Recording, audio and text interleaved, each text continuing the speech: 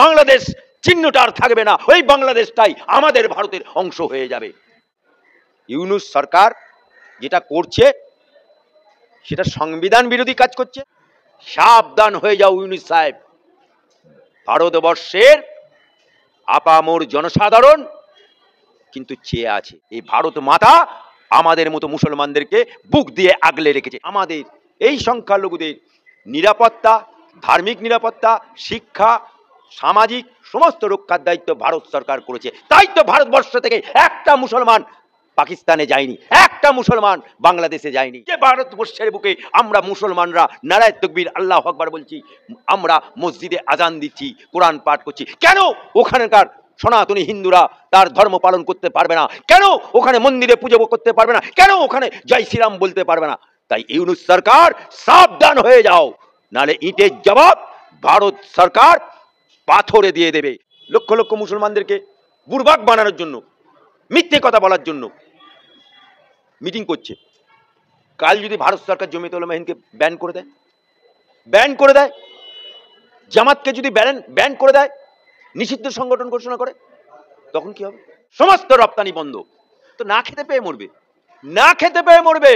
এই মমতা খালা, মমতা আপা, মমতা বুবু কিন্তু মুখের নিকো প্লাস্টার এটা আছে। মমতা বুবু, মমতা খালা, মমতা ব্যানার্জির নামটা এভিডিভিট করে তুমি পাল্টাও। মুসলমানদের শিক্ষা নেই, চাকরি নেই, মূর্খ, তাদেরকে নিয়ে বামপন্থ খেলেছে, আর এই তৃণমূল সরকারও খেলছে। মৌলবাদী সংগঠনের তকমা লাগিয়ে নিষিদ্ধ করার দাবি উঠল বাংলাদেশে। ঘোরতর অন্যায়। ইউনূস সরকার যেটা করছে সেটা সংবিধান বিরোধী কাজ করছে। একটা সেকুলার দেশে এটা হতে পারে না। কারণ লিয়াকত চুক্তি অনুযায়ী ওই দেশের যে সমস্ত সংখ্যালঘু হিন্দু সনাতনী আছে তাদের যতটা অধিকার, সংখ্যাগুরু মুসলমানদেরও ততটা। যেমন ভারতে সনাতনীদের যতটা অধিকার, সংখ্যালঘু মুসলমানদেরও ততটা অধিকার। লিয়াকত চুক্তিতে বলা আছে যে সংখ্যালঘুদের জীবন, জীবিকা, ধর্ম, সংগঠন, মসজিদ যা কিছু আছে সেটা রক্ষার দায়িত্ব ভারত সরকারের।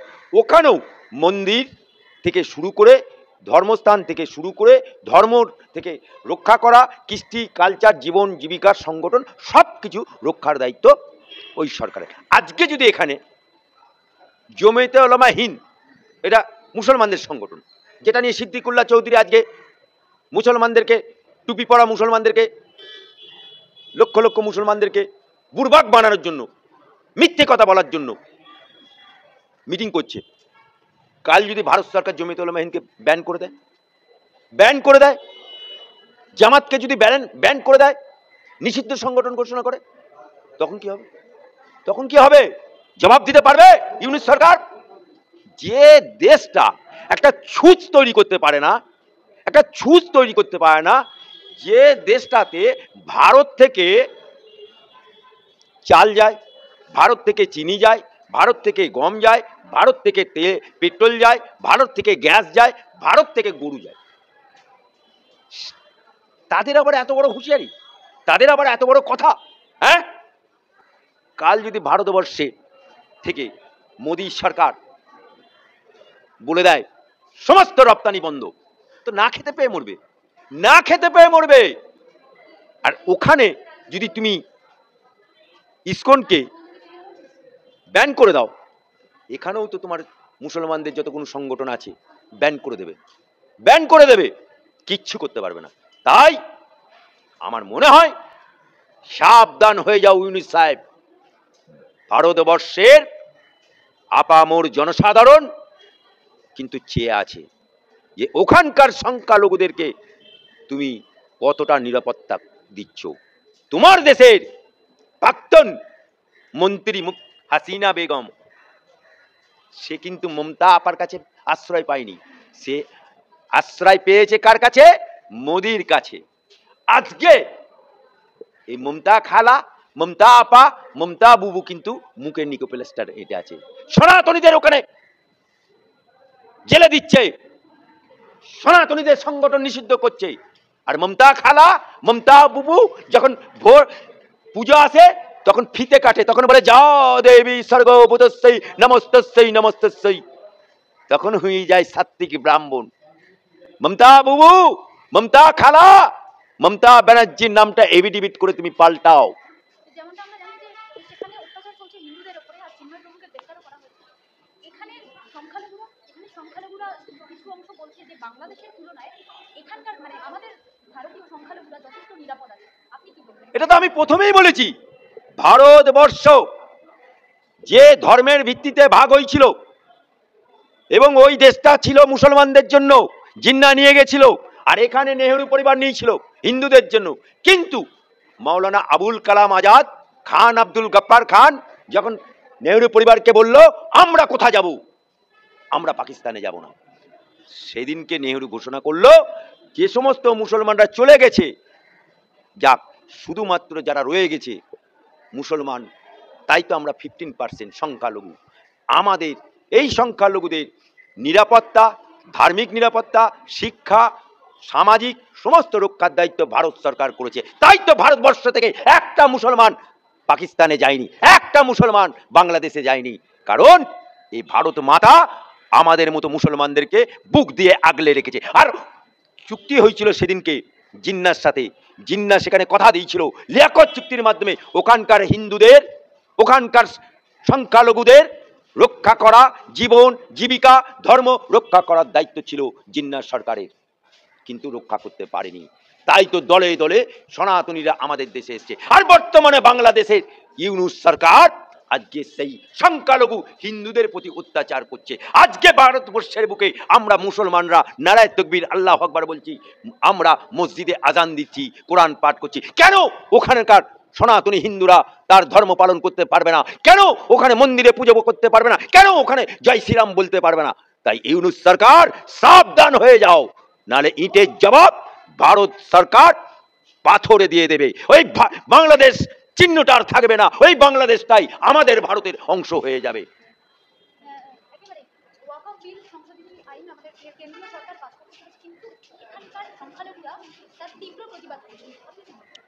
সংখ্যালঘুরা তীব্র প্রতিবাদ কে বলেছে আপনাকে? কে বলেছে? কতিপয় তৃণমূলের পাঁচ আটা, কতিপয় তৃণমূলের গোলাম, কতিপয় লম্বা টুপি গোল টুপি, কতিপয় সফেদ ঘোড়া, এই আজকে মিটিং করছে না মমতা ব্যানার্জির মন্ত্রী, গ্রন্থাগার মন্ত্রী নিমক হারাম এই সিদ্দিকুল্লাহ চৌধুরী মুসলমানদের কাছে বেঈমান সিদ্দিকুল্লাহ চৌধুরী। এই সিদ্দিকুল্লাহ চৌধুরী জমিয়ত উলামা হিন্দ করে, এই জমিয়ত উলামা হিন্দের প্রেসিডেন্টকে, ও সেক্রেটারিকে, ওর জামাই, আর কেউ নেই, আর কেউ নেই।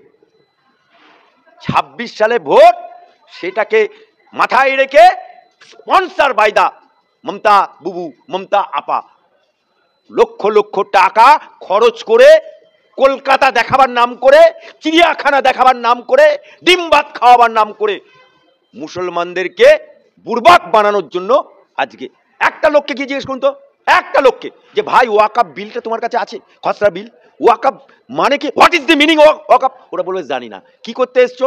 না সিদ্দিকুল্লাহ ডেকেছে, কলকাতা ঘুরতে এসছি, হাওড়া ব্রিজ দেখতে এসছি, এই তো বলবে। তাই মুসলমানদের শিক্ষা নেই, চাকরি নেই, মূর্খ, তাদেরকে নিয়ে বামপন্থ খেলেছে, আর এই তৃণমূল সরকারও খেলছে। তাই আজকে যে মিটিং হচ্ছে, এটা সিদ্দিকুল্লাহ চৌধুরী তার নিজস্ব আগামী দিনে আবার এমএলএ টিকিট পাওয়ার জন্য ও মুসলমানদেরকে নিয়ে আগুন নিয়ে খেলা করছে। দলের মধ্যেই অনেক শত্রু আছে, শোকতের পর স্বমহিমায় হুমায়ুন। কে হুমায়ুন? কে হুমায়ুন? কে লোকটা? কে ওই যে নাকি মুর্শিদাবাদে বলেছিল 70% আমরা, 30% ওরা, যার বিরুদ্ধে আমি মামলা করেছি, এফআইআর হয়ে গেছে, এক পা জেলে এক পা মুর্শিদাবাদের মাটিতে।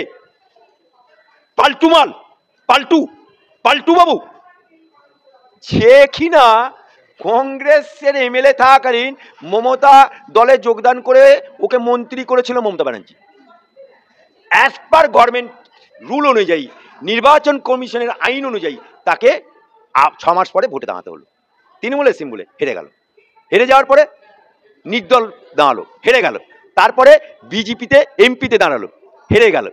তারপরে অভিষেক ব্যানার্জির পা চেটে, মধু চেটে ও ভরতপুরের টিকিট পেল। মমতা ব্যানার্জি ভোটের সময় কি বলেছিল? মমতা ব্যানার্জি বলেছিল, মায়েরা, বুবুরা, খালারা, আপারা, মাসিরা, চাচারা, চাচিরা, আমার 200 কতগুলো বিধানসভায় কেউ প্রার্থী না, আমি মমতা ব্যানার্জি প্রার্থী। মমতার ছবি দেখিয়ে সবাই জিতে গেল, হুমায়ুনও জিতে গেল। এখন হুমায়ুন ভরতপুর বিধানসভাতে ঢুকতে পারে না, কারণ ভরতপুরে দুটো ব্লক আছে, একটা সালার ব্লক 2 নম্বর, ভরতপুর 2, আর একটা ভরতপুর 1। এই দুটো ব্লকে ঢুকতে পারে না। মোটর সাইকেল নিয়ে তৃণমূলের লোকেরা ওকে তারা কাটিয়েছে। তৃণমূলের লোকেরা ভরতপুরের 1 নম্বর ব্লকে হুমায়ুনের ছবি নিয়ে তৃণমূলের লোকেরা পোড়াচ্ছে, কুশপুত্তলিকা পোড়াচ্ছে। অর্থাৎ ও বুঝে নিয়েছে মমতার কাছে ওর খেল নেই, তাই সে অভিষেককে সামনে রেখে পা চাটছে। মাকে যদি কেউ অস্বীকার করে, সে তো হয়ে যাচ্ছে বিমাতৃসুলভ আচরণ। আদালতে দাঁড়িয়ে সরাসরি অর্পিতা মুখোপাধ্যায়ের সঙ্গে সম্পর্ক অস্বীকার পার্থর আইনজীবী। আরে তৃণমূলের দলে ওদের একটা শোভনদেব চট্টোপাধ্যায় আছে না, যে জলশোভন বলে, সে নিজের বউ রত্না, সেই রত্না রেজিস্ট্রি করা বিবি, রেজিস্ট্রি করা সিঁদুর দেওয়া বউ, সেখানে বৈশাখীকে পেয়ে রত্নাকে যদি বিয়ে করা 7 পাকে বাঁধা বউকে যদি ভুলে যেতে পারে, তাই পার্থ চট্টোপাধ্যায়ের ঘনিষ্ঠ অপা, পরকীয়া করা অপা, তাকে তো ভুলতেই হবে, তাকে তো বলতেই হবে, কারণ সব টাকা তো পরকীয়া করতে গিয়ে তার বাড়িতে পাওয়া গেছিল। এই জন্যেই চাচা আপনা প্রাণ বাঁচা।